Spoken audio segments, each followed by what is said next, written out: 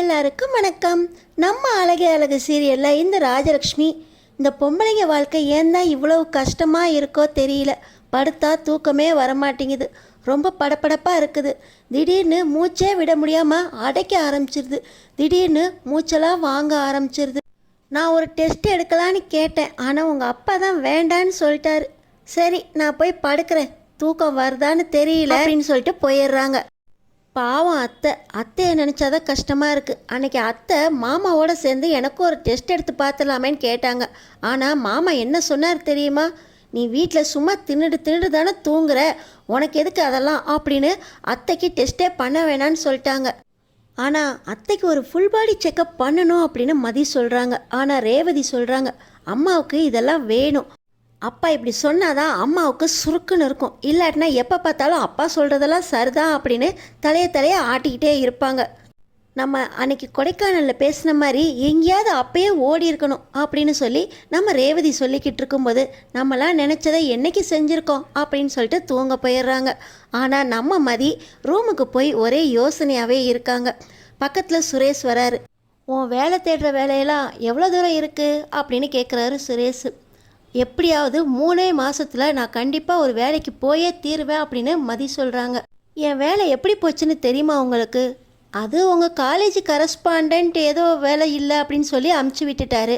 இங்கே நடக்கிறதே என்னன்னு தெரிய மாட்டேங்குது, வேறு எங்கே நடக்கிறதோ எனக்கு எப்படி தெரியும் அப்படின்னு சொல்லி சுரேஷ் உம்மன் இருக்க. என் வேலை எப்படி போச்சு தெரியுமா அப்படின்னு கேட்குறக்காக மதி வாயெடுக்க, இன்னொரு பக்கம் அங்கே போலீஸ் ஸ்டேஷன்லேருந்து சுரேஷுக்கு கால் வந்துடுது. 24 மணி நேரமும் கேஸை பற்றியே யோசிச்சு கொடுக்க முடியுமா? காலையில் பார்த்துக்கலாம் அப்படின்னு சொல்லிட்டு கேஸை வைக்க சொல்லிட்டு சுரேஷ் டென்ஷனாக தூங்கிடுறாரு. அப்போது தங்கராஜ் பண்ண சதியில் இவருக்கு எந்த பங்கும் கிடையாது அப்படின்னு மதிக்கு நல்லாவே புரிஞ்சிருது. சுரேஷுக்கும் இதுக்கும் சம்மந்தம் இல்லை அப்படின்னு நினச்சி நிம்மதியோட இப்போ மதி தூங்குறாங்க. அடுத்த நாள் காலையில் நம்ம மதி ரொம்ப சீக்கிரமாக எந்திரிச்சு, அத்தை கொஞ்சம் வாங்க அப்படின்னு சொல்லி கூப்பிட்றாங்க. யார் அது இவ்வளோ சீக்கிரமாக என்ன கூப்பிட்றது அப்படின்னு சொல்லி அரை தூக்கத்தில் நம்ம ராஜலக்ஷ்மி எழுந்துச்சி வராங்க. அத்தை சீக்கிரம் முகம் கை கால் கழுவிட்டு தண்ணி குடிக்காமல் டெஸ்ட் எடுக்க வாங்க அப்படின்னு மதி கூப்பிட்றாங்க. என்னடி எதுக்கு டெஸ்ட்டு அப்படின்னு சொல்லி ராஜலக்ஷ்மி கேட்க, நான் சொல்கிறேன்ல அத்தை சீக்கிரம் வாங்க அப்படின்னு சொல்லி நம்ம மதி பார்த்திங்கன்னா ராஜலக்ஷ்மிக்கு ஃபுல் பாடி செக்கப் பண்ணுறதுக்காக டாக்டரை வர வச்சுருக்காங்க. நம்ம ராஜலக்ஷ்மிக்கு ஒன்றுமே புரியல. பிளட் டெஸ்ட் எடுத்த உடனே இது எதுக்கு அப்படின்னு கேட்க, உங்கள் உடம்புல சுகர் எந்த அளவில் இருக்குது, சாப்பிட்றதுக்கு முன்னாடி எவ்வளோ இருக்குது, சாப்பிட்டதுக்கப்புறம் எவ்வளோ இருக்குதுன்னு தெரிஞ்சுக்கணும்ல, அதுக்காக தான் இந்த செக்கப். கொஞ்சம் டாக்டருக்கு கோஆப்ரேட் பண்ணுங்க அத்தை அப்படின்னு சொல்லி மதி சொல்ல ராஜலக்ஷ்மிக்கு மனசுக்குள்ளே ஒரு சந்தோஷம்.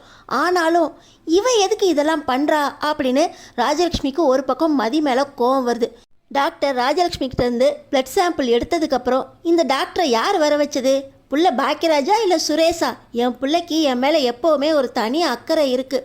என் உடம்பு சரியில்லை அப்படின்னு நேற்று தான் சொல்லிக்கிட்டு இருந்தேன், ஆனால் உங்கள் அப்பா தான் வேணான்ட்டாங்க. இப்போ பாரு என் பிள்ளை யார்கிட்டையுமே சொல்லாமல் டாக்டரை வர வச்சு ஃபுல் பாடி செக்கப்புக்கு ரெடி பண்ணியிருக்கான் அப்படின்னு ராஜலக்ஷ்மி சந்தோஷப்படுறாங்க. அத்தை இந்த ஏற்பாடெல்லாம் பண்ணது உங்கள் பிள்ளை பாக்கியராஜோ சுரேஷோ கிடையாது, யாருமே பண்ணலை, எனக்கு நல்லாவே தெரியும். இதெல்லாம் கண்டிப்பாக மதி தான் ஏற்பாடு பண்ணியிருக்கணும் அப்படின்னு மலர் சொல்கிறாங்க. என்ன மலர் சொல்கிற? ஆமாம் அத்தை, பாக்கியராஜுக்கு ரேவதி மேலே கவலை இருக்குது. இந்த நிலமையில அவர் நேற்று நைட் ஃபோன்லாம் பண்ண மாதிரியே எனக்கு தெரியல. இதையெல்லாம் கண்டிப்பாக மதி தான் பண்ணியிருக்கணும். மதி தான் நினச்சா அதை செஞ்சு முடிக்கணுங்கிற எண்ணத்தில் இருக்கும். விரோதியாகவே இருந்தாலும் சரி, சொந்தக்காரங்களாகவே இருந்தாலும் சரி, எல்லாருக்குமே ஒரே நியாயம்னு தான் மதி நினைக்கும். மதி தான் டாக்டரை வர வச்சு உங்கள் உடம்புல ஃபுட் பாடி செக்கப்புக்கு ஏற்பாடு பண்ணியிருக்கு. நேற்று கூட நைட்டு சொல்லிக்கிட்டே இருந்தீங்களே, எப்போ பார்த்தாலும் படபடப்பாக இருக்குது, திடீர்னு மூச்சு வாங்குது, திடீர்னு மூச்சு அடைக்குது அப்படின்னு. அதுக்கு தான் ஃபுல் பாடி செக்கப் பண்ணணும் அப்படின்னு மதி சொல்லிக்கிட்டு இருந்துச்சு.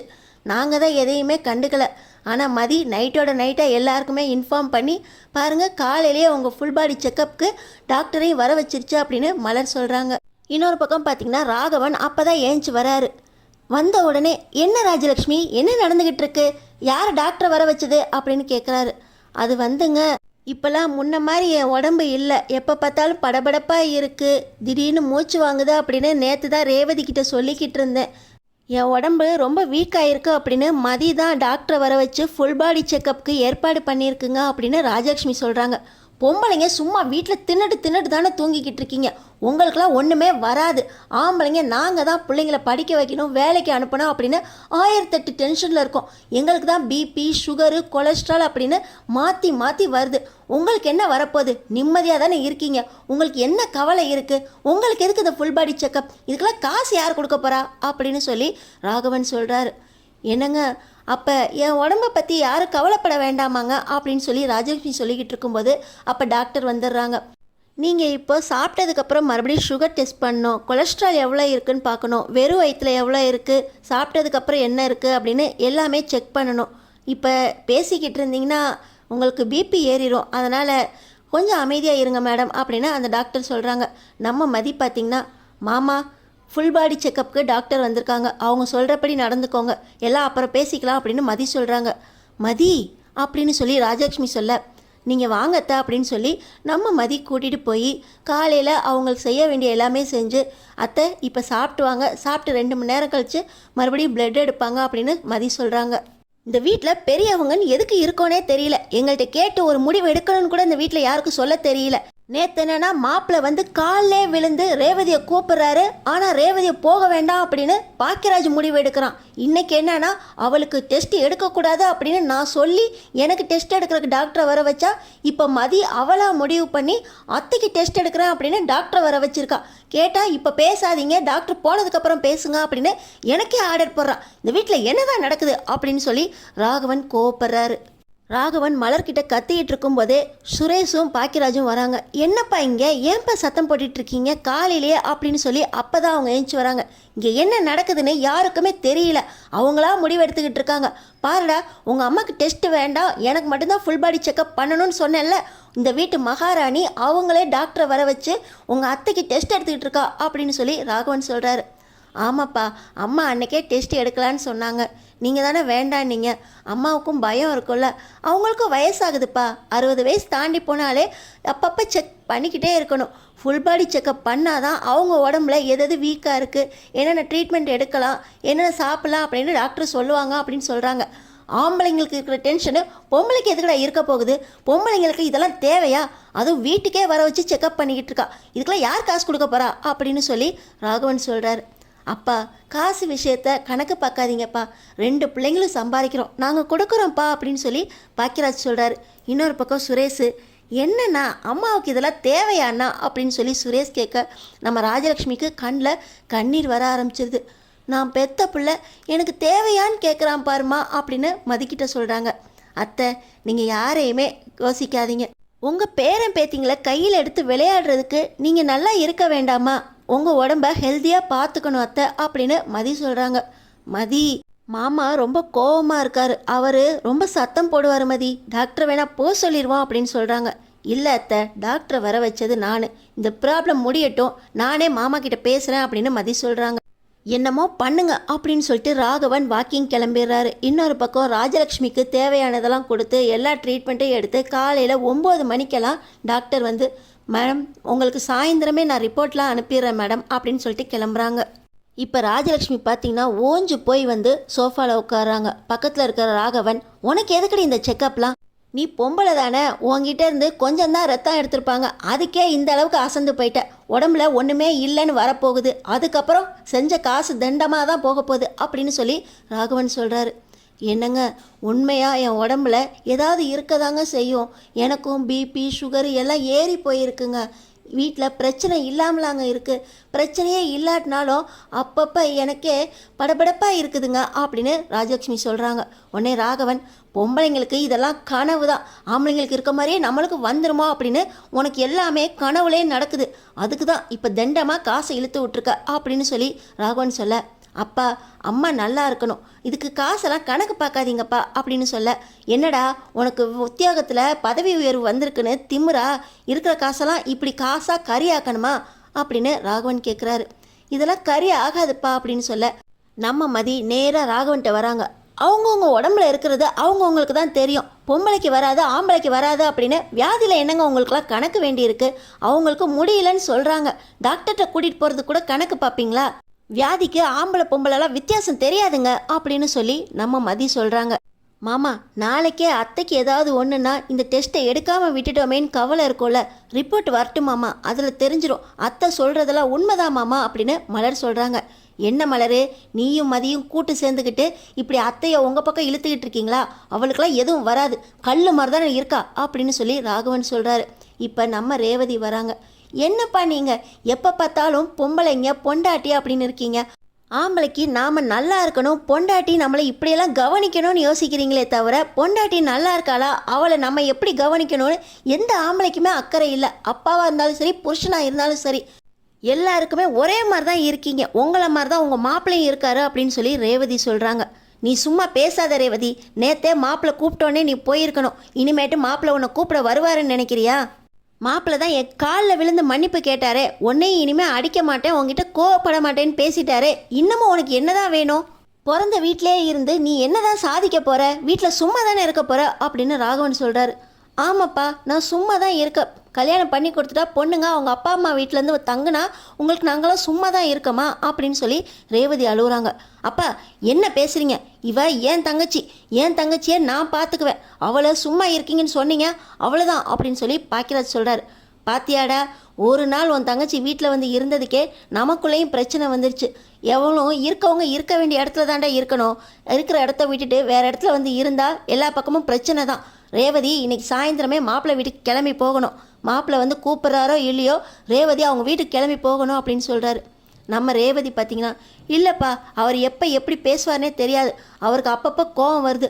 நீங்கள் பார்த்து காட்டினா பரவாயில்ல, நான் தனியாக கூட வீடு எடுத்து கொஞ்ச நாள் நான் அண்ணன் கூட நிம்மதியாக இருந்துட்டு தான் போவேன் அப்படின்னு சொல்லி ரேவதி சொல்கிறாங்க. எல்லாம் உங்கள் அண்ணன் கொடுக்குற திமிரு, அவன் பார்த்துக்கிறான்னு சொல்லிட்டு தானே நீ இங்கேயே இருக்கேன்னு சொல்கிற. புருஷன் பிள்ளைங்க அதுன்னு யாரையை பற்றியும் கவலைப்பட மாட்டியா? மாப்பிள்ளை காலையில் தான் ஃபோன் பண்ணியிருந்தார். தரணி அம்மா வேணும் தங்கச்சி வேணும்னு அழுகுறானாம். நைட்டெல்லாம் தூங்கவே இல்லையாம். உங்கள் அத்தைக்கு கூட நேரத்துக்கு சமைச்சு போட ஆள் இல்லாமல் அவங்களுக்கு சாப்பிடாம இருந்து அவங்களுக்கு பிபி ஏறி போச்சான். தரணியை நீ வர வரைக்கும் ஸ்கூலுக்கு கூட அனுப்பாமல் வச்சுருக்காராம் மாப்பிள்ளை. என்னதான் நினச்சிக்கிட்டு இருக்கீங்க? வீட்டில் பெரியவங்கள பார்த்துக்கிறதுக்குன்னு பொம்பளைங்க நீங்கள் தான் இருக்கீங்க. ஒன்றை மாதிரியே மலர் பிறந்த வீட்டில் போய் உட்காந்துருந்தா இங்கே யார் சமையல் செஞ்சு போடுவா? அப்போ பெரியவங்க நாங்களாம் என்ன பாடுபடுவோன்னு யோசிக்கணும். ஒன்றை மாதிரி தானே அங்கே உங்கள் அத்தையும் கவலைப்பட்டுட்டு இருக்காங்க. அங்கே போய் சாப்பாடு செஞ்சு போட வேண்டாமா? தரணியே இன்றைக்கி ஸ்கூலுக்கு போகல, அவனையும் போய் ஸ்கூலுக்கு அனுப்புகிற வழியை பாரு. உன் புருஷன் மேலே கோவம், உங்கள் அண்ணன் வர சொன்னா அப்படின்னு இங்கே இருந்து வீட்லேயும் பிரச்சனையை கிளப்பிக்கிட்டு இருக்க, புருஷன் வீட்லேயும் பிரச்சனையை கிளப்பிக்கிட்டு இருக்க. போய் பெரியவங்களை பார்த்துக்கிற வழியை பாரு அப்படின்னு சொல்லி ராகவன் பேசுகிறாரு.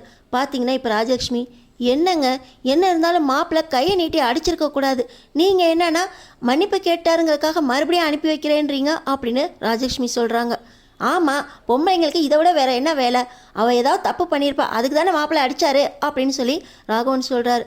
நான் என்ன தப்பு பண்ணேன்னு கூட நீங்கள் கேட்கலையப்பா, அப்புறம் எப்படிப்பா அவர் மேலே தப்பு இல்லை என் மேலே தான் தப்பு அப்படின்னு என்னை வீட்டை விட்டு போக சொல்கிறீங்க அப்படின்னு ரேவதி கேட்குறாங்க. இன்னொரு பக்கம் சுரேஷ், ஆமாப்பா மாமாவும் நேற்று எனக்கு கால் பண்ணிக்கிட்டே இருந்தார். உனக்கும் மாமாவுக்கும் என்னதான் பிரச்சனைக்கா? மாமா எதுக்காக உன்னை கையை நீட்டி அடித்தாரு அப்படின்னு சொல்லி சுரேஷ் கேட்குறார். நீ கூட என்னை கேள்வி கேட்குறியா சுரேஷ்? உன் மாமா மேலே தப்பே இல்லையா? உன் மாமா தான் பொம்பளைங்க வீட்டில் அடங்கி இருக்கணும் அப்படின்னு மதிய வேலையிலேருந்து நீக்கிட்டு வீட்டிலேயே உட்கார வச்சார் தெரியுமா உனக்கு அப்படின்னு சொல்ல. அப்படியா, மாமாவா மதி வேலை போகிறதுக்கு காரணம் அப்படின்னு சுரேஷ் கேட்க.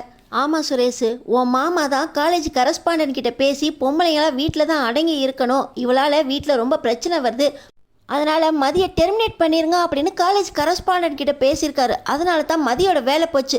இதை ஏன் பண்ணீங்க அப்படின்னு நான் மதிக்கிட்ட சொன்னேன் தான் என்ன அவர் அடித்தாரு அப்படின்னு ரேவதி சொல்கிறாங்க. என்ன சொல்கிற ரேவதி? மதியோட வேலை போகிறதுக்கு காரணம் மாப்பிள்ளையா அப்படின்னு சொல்லி ராகவன் ஒரு பக்கம், இன்னொரு பக்கம் பாக்கியராஜ், என்னப்பா உன் வேலை போகிறதுக்கு தங்கராஜ் மாப்பிள்ளை தான் காரணமா அப்படின்னு கேட்குறாரு. நம்ம மதியம், ஆமாங்க அவர் தான் காலேஜ் கரஸ்பாண்டன்ட் கிட்ட பேசினாராம், அதனால தான் நேற்று அவங்க வீட்டுக்கே போய் சத்தம் போட்டு வந்தேன். எண்ணி 3 மாதத்தில் உங்கள் இன்ஃப்ளூயன்ஸால் ஒன்றும் செய்ய முடியாத அளவுக்கு ஒரு நல்ல வேலையை தேடி தரேன் அப்படின்னு சொல்லி நானே சவால் விட்டு வந்திருக்கேன் அப்படின்னு சொல்லி மதி சொல்ல. ஓஹோ, நேற்று நீ அங்கே தான் போயிட்டு வந்திருந்தியா?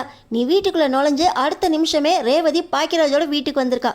அதானே பார்த்தேன். மாப்பிள்ளை எப்போவுமே இந்த வீட்டோட நல்லதுக்காகவும் சுரேஷோட நல்லதுக்காக தான் யோசிப்பார். மாப்பிள்ளை ஏதாவது ஒரு பிரச்சனை அப்படின்னா ஆளாக வந்து நிற்பார்.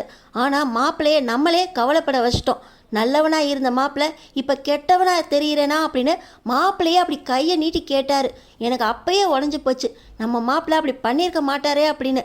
இந்த வீட்டில் சண்டை மூட்டினது பத்தாது அப்படின்னு மாப்பிள்ளை சுரேஷ் நல்லதுக்காக செஞ்சதுக்கு நீ அங்கே போய் சண்டை போட்டு வந்திருக்க. ஒன்னால தான் மாப்பிள்ளை ரேவதி அடிச்சிருக்காரு. இந்த விஷயத்த ரேவதி உனக்கு சொன்னான்னு தான் மாப்பிள்ளை உன்னை அடிச்சாரா அப்படின்னு சொல்லி ராகவன் ரேவதி கிட்ட கேட்க, ஆமாப்பா அப்படின்னு சொல்லி ரேவதி சொல்ல, மாப்பிள்ளை மேலே எந்த தப்பும் இல்லை, ஒழுங்கா வீட்டுக்கு கிளம்பிப்போ அப்படின்னு ராகவன் சொல்கிறாரு. இன்னொரு பக்கம் ராஜலக்ஷ்மி, மதி பண்ணதில் என்னங்க தப்பு, நீங்கள் தானே அடிக்கடி சொல்லுவீங்க மதிக்காவது செய்கிறதுக்குன்னு ஒரு வேலை இருக்குது அப்படின்னு. அந்த வேலை போனதுக்கப்புறம் மதிக்கு கோபம் வந்திருக்கு அப்படின்னு சொல்லி ராஜலக்ஷ்மி பேசுகிறாங்க. ஓஹோ, ஒரு டாக்டரை வீட்டுக்கு வர வச்சு உனக்கு செக்கப் பண்ணால் இந்த மதி உனக்கு நல்ல பொண்ணாயிட்டாளா? இது வரைக்கும் இந்த மதியை நீ எப்படியெல்லாம் திட்டியிருப்ப. அந்த கெட்ட மருமக இப்போ உனக்கு நல்ல மருமகளாக தெரிகிறான். நல்ல மாப்பிள்ளை உனக்கு கெட்ட மாப்பிள்ளையா தெரிகிறாரா ராஜலட்சுமி அப்படின்னு சொல்லி ராகவன் கேட்குறாரு. அதெல்லாம் இல்லைங்க, மாப்பிள்ளை செஞ்சது தப்பு தானே, தப்புன்னு சொல்கிறது கூட உங்களுக்கு தப்பாக தெரியுதா அப்படின்னு ராஜலட்சுமி சொல்கிறாங்க. நீயும் பேச ஆரம்பிச்சிட்டியா ராஜலட்சுமி, அவங்களோட சேர்ந்து நீயும் கெட்டு போய்கிட்டு இருக்க அப்படின்னு சொல்லி ராகவன் சொல்கிறாரு. இந்த வீட்டில் மாப்பிள்ளை தப்பே செஞ்சிருந்தாலும் உங்களுக்கு தப்பாக தெரிய மாட்டேங்குது. ஒரு பொண்ணுக்காக இன்னொரு அடி எடுத்து வச்சா கூட நாங்கள் செய்கிறதெல்லாம் உங்களுக்கு தப்பாக தெரியுதா? நீங்கள் பேசாதீங்க அத்தை, எனக்காக நீங்கள் பேச வேண்டாம், எனக்கு வேணுங்கிறத எப்படி வாங்கணும்னு எனக்கு தெரியும் அப்படின்னு மதி சொல்கிறாங்க. நீ ஆடுற ஆட்டத்துக்கு தான் இப்போ ரேவதியும் வீட்டில் வந்து உட்காந்துருக்கா. உன் பேச்சை கேட்டுட்டு தான் அவளும் வாளா வெட்டியாக வந்து உட்காந்துருக்கா. அவள் வீட்டுக்கு போகணும், இல்லை நீ உன் பிறந்த வீட்டுக்கு போ, நீயும் வாளா வெட்டியாக தான் இருக்கணும் அப்படின்னு ராகவன் சொல்கிறாரு. நான் வீட்டில் இருக்கிறது தான் உங்களுக்கு பிரச்சனையாக தெரியுதாப்பா? உங்கள் மாப்பிள்ளை என்ன செஞ்சாலும் உங்களுக்கு சரியாக தானே தெரியுது. நான் அவர்கிட்டே போய் அடி வாங்கி சாவுறேன், இனிமேல் இந்த வீட்டில் இருக்க மாட்டேன், நான் அங்கேயே கிளம்புறேன் அப்படின்னு ரேவதி அழுதுகிட்டே கிளம்புறாங்க. பொம்பளைங்களுக்கு மட்டும் ஏன் இவ்வளவு கஷ்டம் அப்படின்னு ராஜலட்சுமி அழுதுகிட்டே ரேவதி பின்னாடி போக, நீ வீட்டில் இருமா, அப்புறம் உனக்கும் அப்பாவுக்கும் சண்டை வந்துட போகுது, நான் போகிறேன் அப்படின்னு சொல்லிட்டு ரேவதி அழுதுகிட்டே இளவரசியை தூக்கிட்டு கிளம்ப. அடுத்தடுத்து என்ன நடக்க போகுதுன்னு தெரிஞ்சுக்கிறதுக்கு நம்ம சேனலை சப்ஸ்கிரைப் பண்ணி தொடர்ந்து பாருங்கள்.